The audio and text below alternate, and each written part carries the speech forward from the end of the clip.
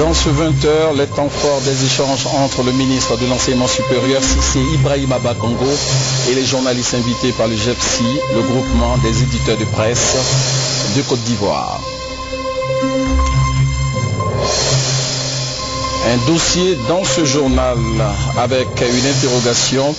Les fonctionnaires et agents de l'État de Côte d'Ivoire sont-ils régulièrement à l'heure au travail?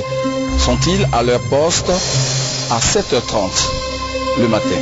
Enquête de la rédaction du RTI 1 dans quelques instants.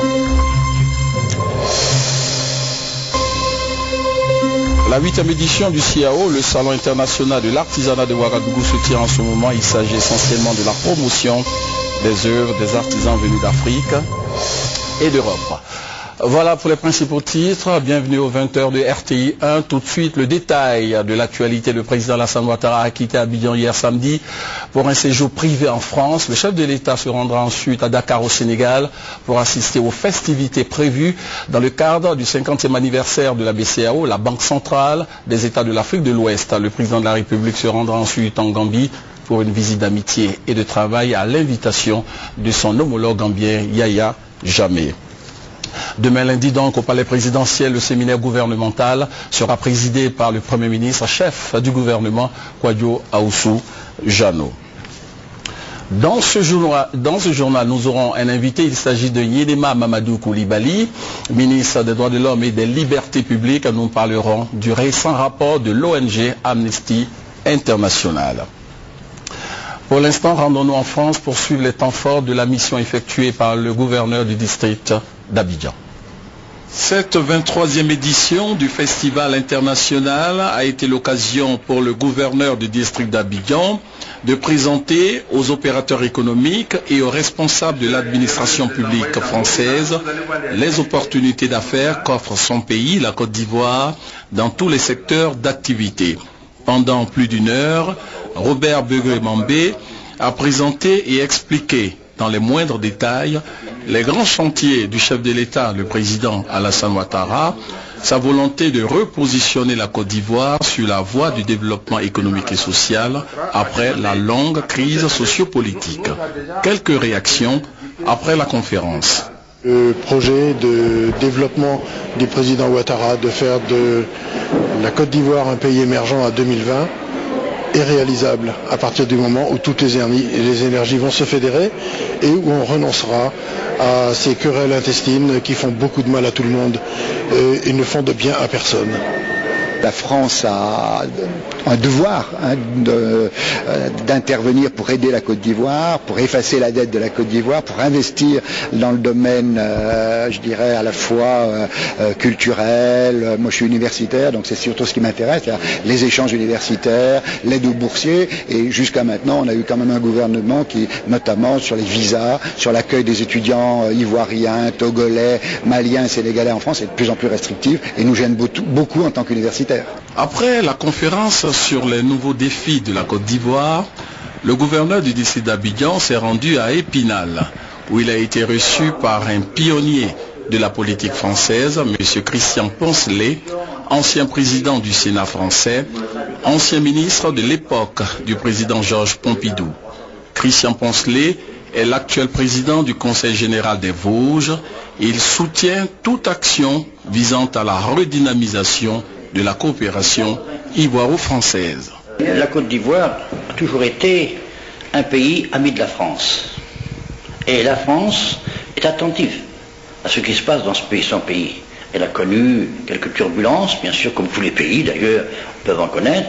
Aujourd'hui, on se rend compte qu'il y a une stabilité qui s'installe, qu'il y a une volonté qui s'exprime, et par conséquent, rien de ce qui se passe là-bas nous laisse indifférents. Et chaque fois que la Côte d'Ivoire sollicite bien sûr un avis, un soutien, un concours, eh bien, nous efforçons, nous en France, de répondre présent à cet appel. Pour le gouverneur du district d'Abidjan, cette présence en France s'inscrit dans le cadre de la coopération décentralisée. Nous essayons de mobiliser toutes les énergies qui peuvent nous aider à réaliser ces importants projets de coopération pour renforcer notre capacité d'intervention. Et j'attache un grand prix à revenir ici chaque fois que c'est nécessaire et je suis très heureux de me retrouver aux côtés du président Poncelet, qui est un ami de la Côte d'Ivoire et qui est prêt à nous aider. Plusieurs projets visant l'amélioration des conditions de vie des populations du district d'Abidjan ont été présentés aux partenaires au développement au cours de cette mission effectuée en France par le gouverneur du district d'Abidjan. Parlons de diplomatie. Le nouvel ambassadeur de Côte d'Ivoire au Maroc a présenté ses lettres de créance au roi du Maroc, Mohamed VI. La cérémonie s'est déroulée au Palais Royal de Rabat. Le compte-rendu de Abou Sanogo. La cérémonie s'est déroulée au Palais Royal de Rabat dans la pure tradition du protocole royal marocain. L'ambassadeur extraordinaire et plénipotentiaire de la République de Côte d'Ivoire près le Royaume du Maroc, Idrissa Traoré, il a été conduit par le ministre marocain des Affaires étrangères et de la coopération à Sa Majesté le roi Mohamed V, à qui il a remis ses lettres de créance conformément aux préceptes du protocole royal. Le monarque et l'ambassadeur ivoirien ont eu un bref entretien au cours duquel ils se sont félicités de la qualité des relations unissant le Maroc et la Côte d'Ivoire et ont réitéré leur volonté de les renforcer davantage. Voilà, retour en Côte d'Ivoire, je vous l'annonçais en début de journal, nous recevons le ministre des Droits de l'Homme et des Libertés publiques, Yenema Mamadou Koulibaly. Nous parlerons du récent rapport de l'ONG Amnesty International qui accuse le gouvernement de torture. Bonsoir Monsieur le ministre. Bonsoir Monsieur Gobio. Le temps de livrer ce communiqué. Le vendredi 26 octobre 2012, le gouvernement ivoirien apprenait à travers les médias que l'organisation non gouvernementale Amnesty International avait rendu public un communiqué de presse suite à une visite en Côte d'Ivoire dans lequel il invitait le gouvernement à respecter davantage les droits de l'homme. Le gouvernement ivoirien prend acte du communiqué de cette organisation. Il voudrait exprimer sa surprise quant à la démarche d'Amnesty International. En effet, le gouvernement a pris toutes les dispositions pour faciliter le libre accès d'Amnesty International à toutes les personnes qu'elle souhaitait rencontrer en Côte d'Ivoire, notamment M. le Premier ministre, garde des Sceaux, ministre de la Justice, le ministre d'État, ministre de l'Intérieur, le ministre directeur de cabinet du président de la République, le ministre auprès du président de la République chargé de la Défense et Madame le ministre délégué auprès du Premier ministre chargé de la Justice. Le gouvernement ivoirien s'attendait à être informé à la fin d'une telle mission afin de fournir aux besoins des informations ou explications quant aux allégations faites dans ce communiqué avant publication, comme le font d'autres ONG de défense des droits de l'homme. Le gouvernement ivoirien s'étonne de la relativisation de la portée des attaques meurtrières et des actions de sauvetage perpétrées par un groupe de personnes, dont des miliciens et des mercenaires, sur le processus de paix en Côte d'Ivoire. Le gouvernement ivoirien voudrait faire remarquer, et de nombreuses organisations de défense des droits de l'homme l'ont souligné, qu'il s'attelle au quotidien, depuis son installation, à la promotion et à la protection des droits de l'homme à travers de nombreuses réformes et des actions de sensibilisation et de formation aux droits de l'homme. Certes, il reste à faire en matière de droits de l'homme en Côte d'Ivoire, car il s'agit d'effacer plus de 10 années d'impunité et de non-respect des droits humains, mais nous sommes convaincus que nous sommes sur le bon chemin. Les enquêtes menées par la Commission nationale d'enquête, dont le rapport a été rendu public et pour lequel la justice a été saisie, témoignent éloquemment de la volonté du gouvernement de Côte d'Ivoire de ne tolérer aucune impunité s'agissant des atteintes aux droits de l'homme. De même, l'attaque du camp de déplacés de Naïbli fait l'objet d'une enquête judiciaire en cours. Le gouvernement attend la publication du rapport complet et des recommandations usuelles d'Amnesty International pour y donner les suites nécessaires. Au total, les autorités ivoiriennes sont ouvertes à tout dialogue constructif avec les organisations de défense des droits de l'homme et ne favoriseront jamais une impunité en matière de violation des droits humains. Elles encouragent toutes les enquêtes nécessaires pour mettre en exergue les atteintes aux droits de l'homme car elles n'ont rien à cacher et ne protègent personne. La Côte d'Ivoire est résolument engagée sur le chemin du respect des droits de l'homme et de l'état de droit et ne se contentera jamais d'une profession de foi, mais plutôt d'actions concrètes en faveur des droits de l'homme et des libertés publiques. fait à Abidjan le 26 octobre 2012 pour le gouvernement, le ministre des Droits de l'Homme et des Libertés publiques. Monsieur le ministre, permettez qu'on vous pose quelques questions, il ne faudra pas quand même vous laisser. Alors, nous avons pris connaissance de ce rapport et revenons un peu sur les chiffres qui sont avancés. On parle de 200 personnes torturées, d'autres chiffres sont avancés.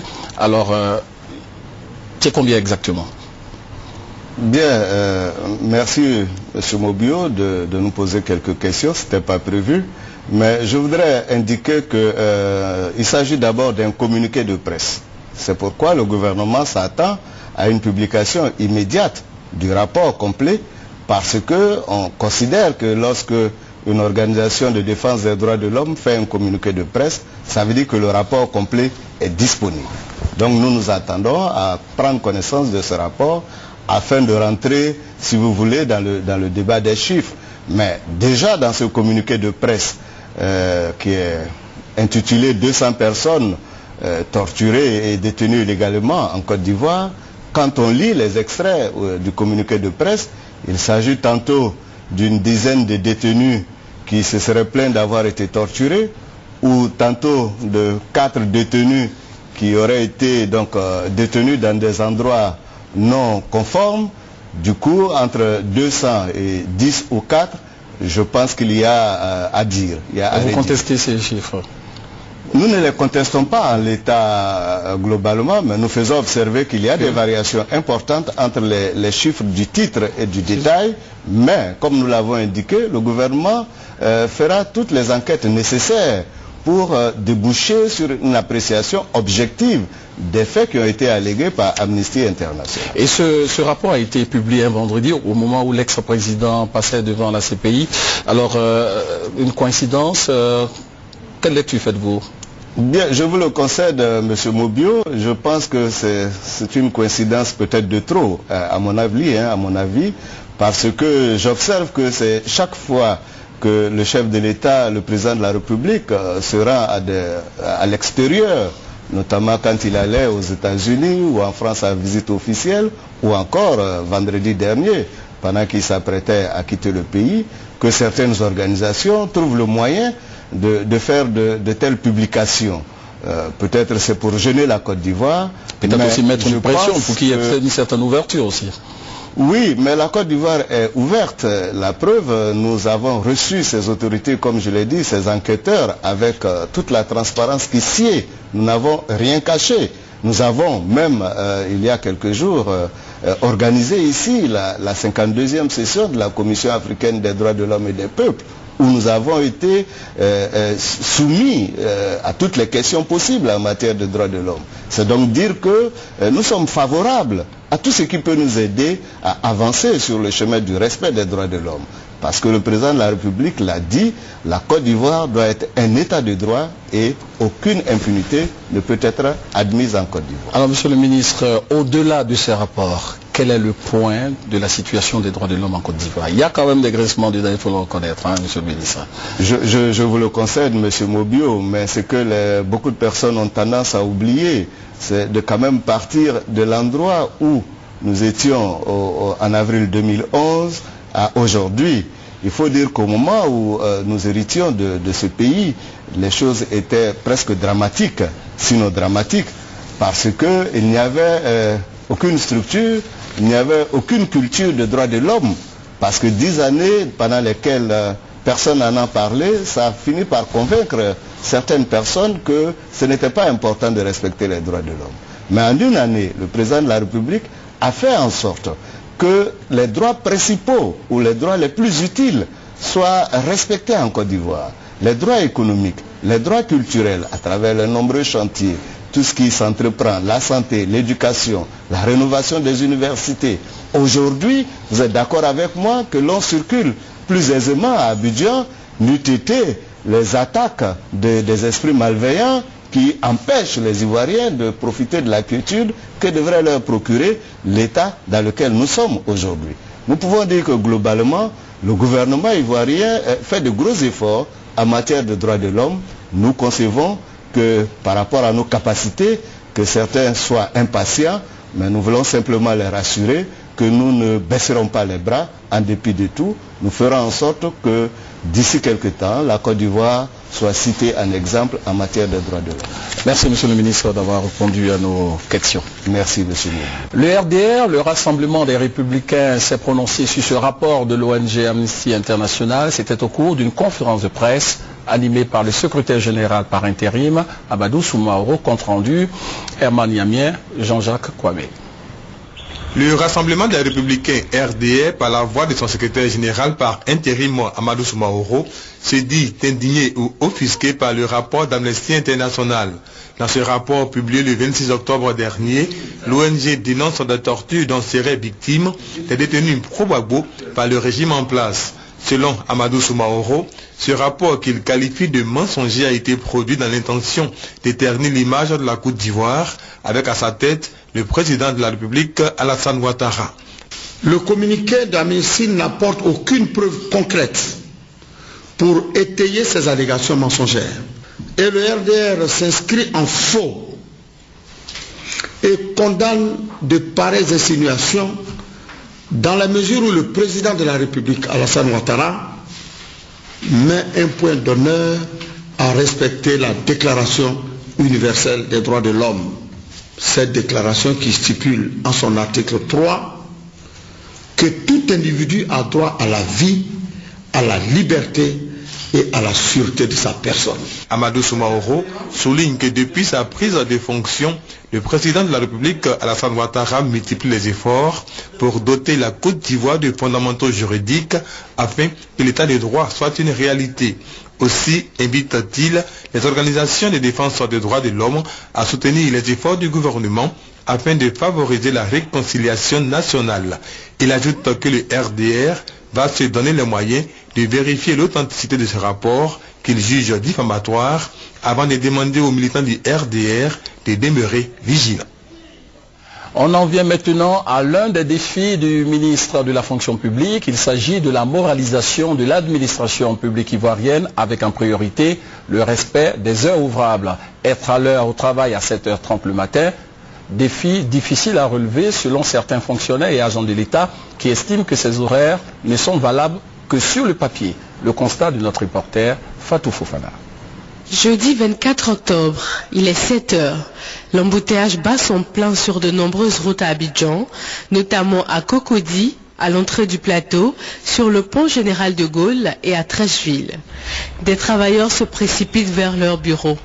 De nombreux autres attendent encore le bus ou les véhicules de transport en commun qui les mèneront au travail. À la cité administrative du plateau, les couloirs sont déserts et de nombreux bureaux sont encore vides. Les fonctionnaires évoquent les problèmes d'embouteillage et de moyens de transport. Beaucoup d'embouteillages, ça il faut le dire. Ce matin, on est obligé de prendre des déviations pour arriver là. Donc je traverse à Bobo pendant pratiquement 1 heure. À Yamé, alors c'est pas la peine. Mais c'est pas facile. N'ayant pas de véhicule, je suis obligé de me lever chaque jour à 4h30. 4h30 du matin pour être ici à 7h20. Malgré les différents problèmes évoqués par certains, tous les fonctionnaires ne sont pas des adeptes du retard. Il existe des services de la fonction publique où la ponctualité est de rigueur. À notre arrivée au ministère de l'Éducation nationale, direction de la pédagogie, à 7h20, toute l'équipe était déjà sur place. Dans notre service à la direction de la pédagogie, ces horaires sont respectés. Nous avons des fiches de pointage qui sont distribuées aux différents chefs et chaque matin, l'agent doit aller chez le chef et se faire pointer. Si certains arrivent à l'heure dans le secteur privé ou même dans les services publics, pourquoi ne serait-ce pas le cas pour tout le monde? Retard chronique et absentéisme sont les maîtres mots pour certains fonctionnaires ivoiriens. Conscient de cela, le ministre de la fonction publique et de la réforme administrative a pris des mesures. Les retards et absences injustifiées ne seront plus tolérés. Les fonctionnaires ivoiriens seront à nouveau notés d'ici à la fin de l'année 2012. C'est fini de l'absentéisme, c'est fini des retards. Pour tous les fonctionnaires, il sera indiqué à chaque fin de mois le taux de présence effectif au travail. La masse salariale des fonctionnaires coûte à l'État de Côte d'Ivoire 1/3 de son budget national. Réussir leur gestion adéquate en réglant les problèmes de retard et d'absentéisme serait une bouffée d'air pour le gouvernement ivoirien ainsi que pour la population qui a recours aux services publics au quotidien. On pourra tout simplement dire à demain 7h et les caméras de la RTI seront dans certains ministères. L'actualité économique, c'est aussi ce colloque national prévu demain à Abidjan sur la microfinance. Il s'agira de proposer des solutions pour redéfinir le secteur de la microfinance en Côte d'Ivoire. Les enjeux de cette rencontre avec Jean-Jacques Kwame. Avec une clientèle composée de la frange de la population la plus fragile, le secteur de la microfinance en Côte d'Ivoire a connu une évolution remarquable, notamment en termes d'offres de services financiers. Plus d'1 million de portefeuilles clientèle et une épargne cumulée à environ 90 milliards de francs CFA à la date de fin décembre 2011. Cependant, cette évolution s'est accompagnée des difficultés menaçant les performances enregistrées. On peut citer entre autres la multiplication des cas de fraude et de malversation financière, ainsi que le non-respect des règles de bonne gouvernance. C'est pour rendre ces structures de microfinance crédibles et protéger les épargnants que l'État de Côte d'Ivoire a adopté en novembre 2011 la loi portant réglementation des systèmes financiers décentralisés. Ce colloque national qui s'ouvre demain sur la microfinance vient appuyer cette restructuration. Thème retenu, la microfinance face aux défis du développement économique et social de la Côte d'Ivoire, stratégie et perspective dans un contexte de reconstruction. Il s'agit, selon le directeur général du Trésor et de la comptabilité publique, de restructurer et consolider ce secteur. Quelle orientation lui accorder pour favoriser l'inclusion financière, les actions à mettre en œuvre pour une surveillance efficiente du secteur, en vue d'un secteur ivoirien de la microfinance plus dynamique et plus professionnel. Les experts à ce colloque vont également plancher sur le remboursement des épargnants en cas de faillite des structures de microfinance. La microfinance en Côte d'Ivoire, c'est plus de 112 institutions autorisées et une dizaine de retraits d'agrément retirés par l'État de Côte d'Ivoire pour mauvaise gestion à la date du 31 décembre 2011. Des opérateurs économiques, importateurs et exportateurs de sucre avaient relevé il y a quelques jours la présence de plusieurs tonnes de sucre frauduleux au port d'Abidjan. Le sujet était au centre d'une conférence de presse prononcée par les douanes ivoiriennes. Compte rendu, Alborassa. Ces 8500 tonnes de sucre qui étaient au port d'Abidjan sont destinées à des entreprises maliennes et non au marché ivoirien, a dit le colonel Ignace Kofi, directeur de communication et qualité des douanes ivoiriennes, lors de cette rencontre avec la presse. Je voudrais préciser que les marchandises effectivement ont été débarquées au quai 6. Le navire qui l'a chargé, donc c'est le M-V Century Hope. Les quantités de sucre qui ont été débarquées sont destinées à des importateurs maliens. Après vérification, toutes ces marchandises ont fait vraiment l'objet des déclarations et sont destinées à l'Interland. Ce n'est donc pas du sucre frauduleux. Ces tonnes de sucre étaient juste en transit au port d'Abidjan, avant d'ajouter que toutes les marchandises qui arrivent au port d'Abidjan ne sont pas toujours destinées au marché ivoirien. C'est peut-être par méconnaissance de nos procédures que très souvent ces rumeurs-là s'enflent très vite. Sinon, ce n'est pas toujours vrai qu'une marchandise forcément, parce que c'est arrivé au port, alors c'est de nature forcément se retrouver sur le marché national. Le colonel Ignace Kofi invite les journalistes à venir à la source pour toute information relative aux douanes ivoiriennes. Il a aussi rassuré les opérateurs économiques de ce secteur d'activité que les douanes ivoiriennes veillent au gré pour permettre aux opérateurs économiques de mener à bien leurs activités. Le séminaire des experts immobiliers de l'espace UEMOA a pris fin récemment. Les travaux se sont articulés autour des normes internationales en matière d'information financière mises en application depuis 2001 en Europe et aux États-Unis. Les détails avec Francis Boifo et Lassine Fofana pour le commentaire. Les normes internationales d'information financière, IFRS, ont été mises en place en 2001 à la suite de scandales financiers en Europe et aux États-Unis d'Amérique. Les normes IFRS sont destinées à toute entreprise faisant appel public à l'épargne. Elles visent à rétablir la clarté des comptes des entreprises, la confiance des investisseurs sur les marchés boursiers.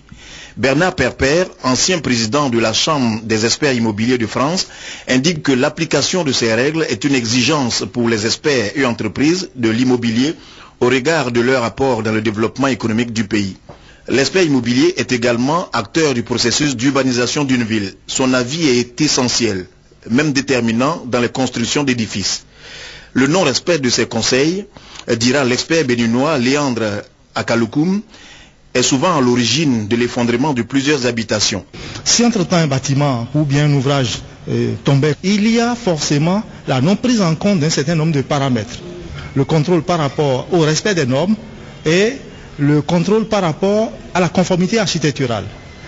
Durant les travaux d'Abidjan, les experts immobiliers de l'espace UEMOA ont été unanimes sur l'application des règles internationales qui régissent leur profession. Cependant, tous ont reconnu qu'il faut tenir compte des réalités de chaque pays dans le domaine de la construction. Les normes doivent être pareilles. Qu'à Burkina, qu'au Mali, au Sénégal, c'est la même chose. Mais c'est l'état du sol. Il faut faire l'étude de l'état du sol qui vous dit qu'il faut aller à 1 mètre ou 2 mètres de la construction. Relativement à l'évaluation des biens meubles et immeubles, les experts de l'espace UEMOA se sont engagés à relever le défi de la concurrence car il y va de la bonne santé financière de leur entreprise. Il faut que l'expert immobilier dans l'espace UEMOA soit capable d'évaluer un bien immobilier qui est dans son espace selon les exigences européennes, si tant est qu'une multinationale européenne a son bien ici et a besoin d'avoir un rapport d'expertise conformément aux exigences qui sont des leurs, de sorte que ce promoteur ne soit pas obligé de faire venir un expert européen, américain ou japonais pour faire une expertise qui se trouve à Abidjan. Le séminaire d'Abidjan, dont l'objectif était de promouvoir la compétence, l'éthique et l'activité des professions de l'immobilier, est une initiative de la Fédération africaine des experts immobiliers de l'espace UEMOA. Voilà ce communiqué, le ministre des Mines, du Pétrole et de l'Énergie informe les populations de l'Ouest et du Nord qu'un incident est survenu sur l'unique transformateur du poste de transformation en haute tension de Mans. Le président Alassane Ouattara a instruit le gouvernement à l'effet de prendre des mesures urgentes et fortes et de conduire un programme d'investissement massif pour pallier cette situation. Ces instructions sont en cours d'exécution. Le ministre des Mines, du Pétrole et de l'Énergie exprime sa solidarité aux populations de l'Ouest et du Nord et les remercie pour leur compréhension. La coordinatrice du compendium des compétences féminines de Côte d'Ivoire était l'invitée du magazine du dimanche au journal de 13h. Madame Hortense Euphrasie Yao a fait un bilan des activités de ce compendium qui porte essentiellement sur la valorisation de la femme en Côte d'Ivoire. Un extrait de son intervention. Notre cri de cœur, c'est par rapport aux femmes cadres de haut niveau. Elles sont cadres, nous les connaissons, elles sont compétentes, mais il y en a qui ne sont pas encore inscrites. À partir du 31 octobre, nous allons arrêter. Elles vont s'inscrire, elles seront dans la base de données. Très bien. Mais nous allons arrêter pour traiter les données. Si une femme s'inscrit le 2 novembre, on ne pourra pas la prendre. Pourquoi? D'accord? Très bien, elles continuent de s'inscrire, mais nous n'allons pas les prendre dans l'annuaire édition 2012. Et la date limite est prévue le 31 octobre. Oui. Vous avez dit, alors combien payent les femmes pour s'inscrire? Ça c'est une belle question. C'est 0 francs. Les femmes ne payent rien pour s'inscrire. C'est pour ça que nous leur parlons d'opportunité. Je reviens dessus. C'est une occasion à saisir. On ne paye rien, c'est gratuit. On s'inscrit et on gagne ou on donne. De toute façon, le développement, ce n'est pas gagner seulement. On gagne parce qu'on outille ou on donne parce qu'on a suffisamment reçu. Donc, elles gagnent tout ça. On leur demande de s'inscrire.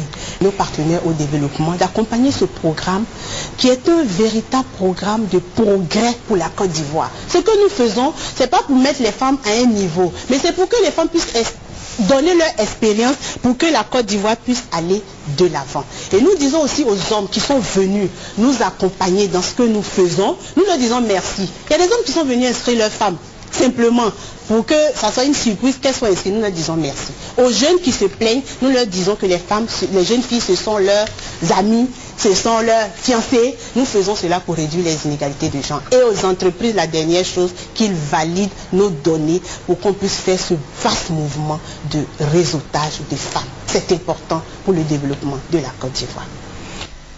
Comme annoncé dans les titres, le ministre de l'Enseignement supérieur et de la Recherche scientifique était l'invité de la 7e édition de la tribune du GEPSI, le groupement des éditeurs de presse de Côte d'Ivoire. Cissé Ibrahima Bakongo a présenté la nouvelle vision du gouvernement ivoirien en ce qui concerne l'organisation et le fonctionnement des universités publiques en Côte d'Ivoire. Compte rendu, Hugues Hervé-Blé.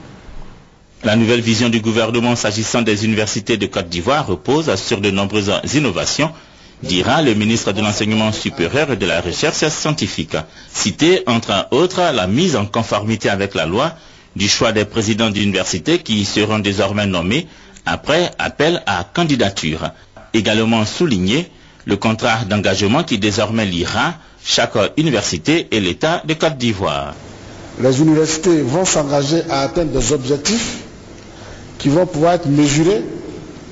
L'État va à son tour mettre à leur disposition les moyens qu'il faut pour leur permettre d'atteindre ces objectifs, et il va avoir des indicateurs de performance pour suivre au fur et à mesure l'exécution de ces différents engagements.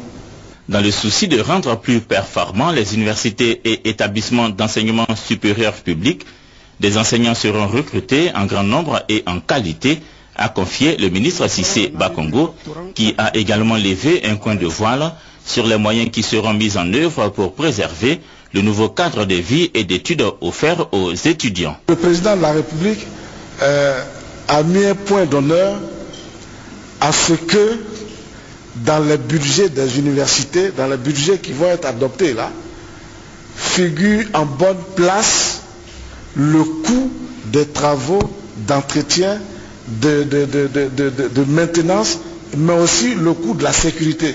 À l'instar des années précédentes, tous les bacheliers seront orientés à affirmer l'invité du groupement des éditeurs de presse en Côte d'Ivoire, le ministre de l'Enseignement supérieur et de la Recherche scientifique, Cissé Ibrahima Bakongo. Dans quelques instants, la page Réconciliation nationale avec la campagne initiée par le ministère de la Culture et les artistes chanteurs de Côte d'Ivoire. Sur le continent, à Ouagadougou, la capitale du Burkina Faso, se tient le CIAO, le Salon international de l'artisanat de Ouagadougou. Le CIAO, c'est également un espace de rencontre entre professionnels d'entreprises du secteur de l'artisanat.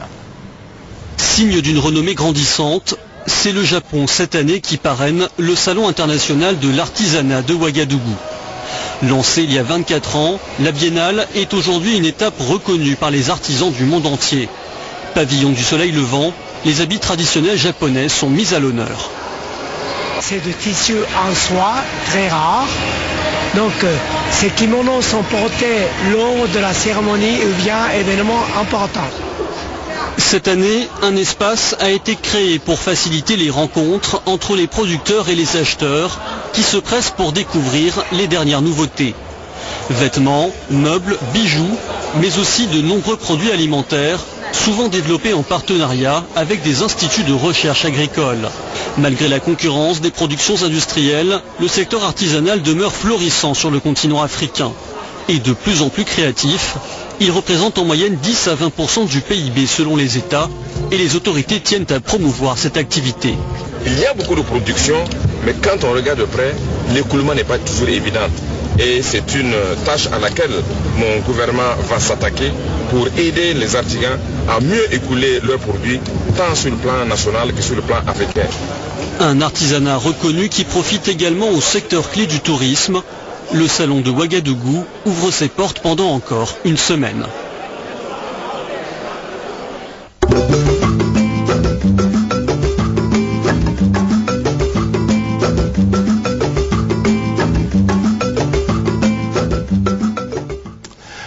La caravane de la réconciliation nationale organisée par le ministère de la Culture et les artistes chanteurs de Côte d'Ivoire se poursuit à l'intérieur du pays. Nous vous proposons le concert organisé dans la région de Mans.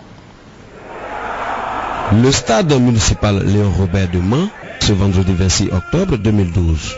Les populations du Tokwi n'ont pas voulu se faire raconter l'histoire du passage de la caravane de sensibilisation à la paix et à la réconciliation dans leur région. Devant un monde assoiffé de paix et de développement, les éléphants de la musique ivoirienne ont livré des messages poignants. N'acceptez plus de verser votre sang pour des politiciens incapables de trouver une solution politique à leurs problèmes politiques. Occasion pour le fédéral de jeunesse du Front populaire ivoirien du Tokwi, Kofi Kouadio, d'appeler les militants à emboîter le pas aux artistes pour que la cohésion sociale soit une réalité en Côte d'Ivoire. Nous avons déjà pris le train de la réconciliation, raison pour laquelle vous avez trouvé une ambiance pas possiblement. Maintenant aux autres amis des autres régions, j'ai un message à leur lancer. Comme je l'ai dit, il n'y a pas de Côte d'Ivoire. Il n'y a pas une Côte d'Ivoire RDR, une Côte d'Ivoire PDCI. La Côte d'Ivoire, c'est la Côte d'Ivoire, c'est pour nous tous. De 14h à 2h du matin, les dinosaures de la musique ivoirienne ont sensibilisé la population du Tokwi à désarmer les cœurs pour que la paix revienne en Côte d'Ivoire. Depuis le stade Léon Robert de Mans, les artistes ont invité les politiques à mettre fin à leur querelle afin de libérer la mère patrie à Côte d'Ivoire qui souffre de la division de ses enfants. L'étape de la caravane de sensibilisation à la paix et à la réconciliation à Mans a été marquée par des remises de dons aux artistes de Côte d'Ivoire. Un geste symbolique selon le ministre de l'Enseignement supérieur et de la formation professionnelle. Ils sont en train de travailler pour la réconciliation. Nous devons de les encourager. Et lorsqu'ils vont aller dans les autres parties de la Côte d'Ivoire, dans les autres parties du monde entier, qu'ils vont porter ce boubou, ils vont se souvenir qu'ils ont fait un tour à Mans.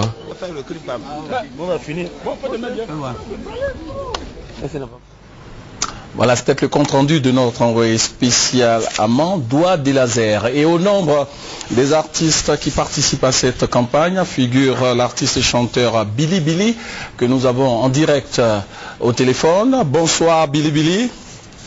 Bonsoir monsieur le journaliste, bonsoir la Côte d'Ivoire. Alors première question, après ces jours de sensibilisation, quel est votre point de vue sur cette campagne? Mon point de vue est positif, en ce sens qu'il y a une partie de la Côte d'Ivoire qui court à cette réconciliation, mais il me laisse un peu sur ma faim, à partir du moment où des stades que Billy Billy s'est peu rempli, vous voyez un peu, à nous tous on n'arrive pas à le remplir. Vous voyez un peu, moi je pense qu'il y a une partie de la population qui ne se sent pas impliquée, et ça c'est un peu ça mon inquiétude. Nous avons eu la chance de rencontrer pas mal de populations à San Pedro, à Madiokwe. Les mêmes paroles reviennent, les mêmes préoccupations reviennent. Moi je pense que c'est un peu ça le réel problème qu'il faut poser sur la table.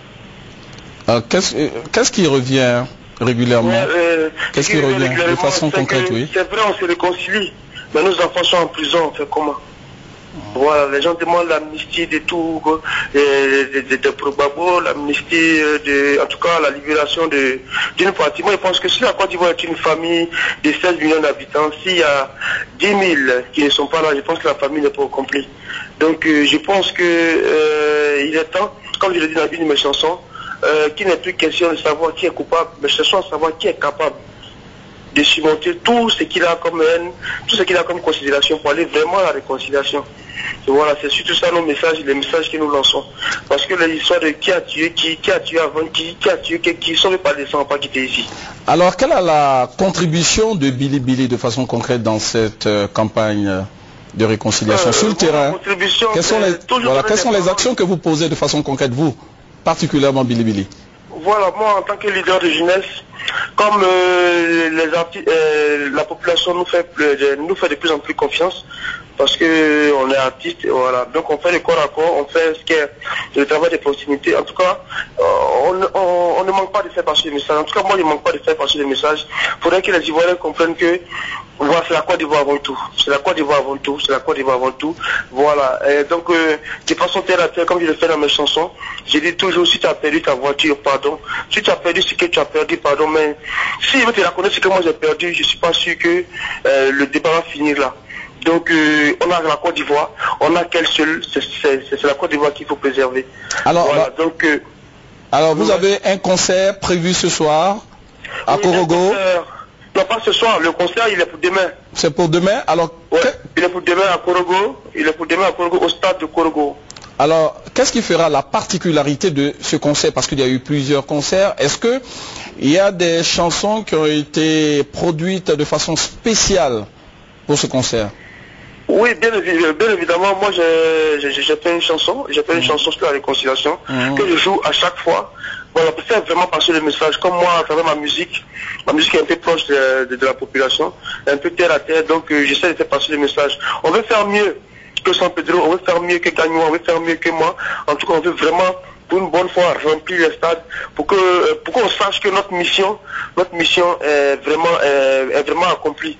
Parce que quand on vient, puis c'est vrai, il y a du monde, mais c'est à moitié plein. On sait qu'il y a une partie de la population qui ne sont pas concernés, ça c'est pas normal. Pourtant, la Côte d'Ivoire c'est une famille, nous sommes ensemble.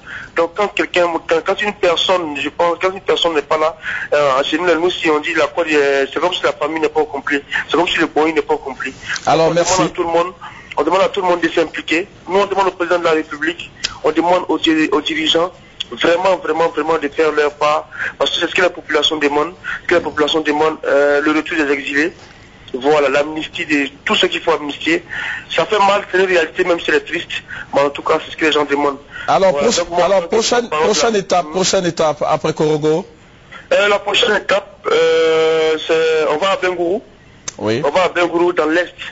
Voilà, on s'y là encore pour faire passer le message. Donc on demande à toute la jeunesse d'Abengourou, voilà, de s'apprêter à recevoir la voix du peuple avec Alpha Blondy, Tikenka, mais oui, en tout cas, tout un panel d'artistes pour dire non à la guerre, pour dire plus jamais ça, pour dire que ce qui est passé est passé. C'est vrai, le passé revient souvent à son cortège d'émotions, mais en tout cas, ce qui est passé est passé. Merci. Abéton dit, Assir Moussier, c'est-à-dire personne le passé et puis oublions. Merci Billy. Et bonne tournée de sensibilisation. Merci d'avoir répondu à nos questions. Fin de ce journal, rappelons que le président Alassane Ouattara a quitté Abidjan hier samedi pour un séjour privé en France. Le chef de l'État se rendra ensuite à Dakar au Sénégal pour assister aux festivités prévues dans le cadre du 50e anniversaire de la BCEAO, la Banque centrale des États de l'Afrique de l'Ouest. Le président de la République se rendra ensuite en Gambie pour une visite d'amitié et de travail à l'invitation de son homologue gambien, Yaya Jammeh. Pour le dernier journal à 23h, vous avez rendez-vous avec Marie-Laure Ongouran. Demain, le journal de 20h sera présenté par Abiba Dambélé Saoué. Bonne suite de programme sur RTI 1. Bonsoir.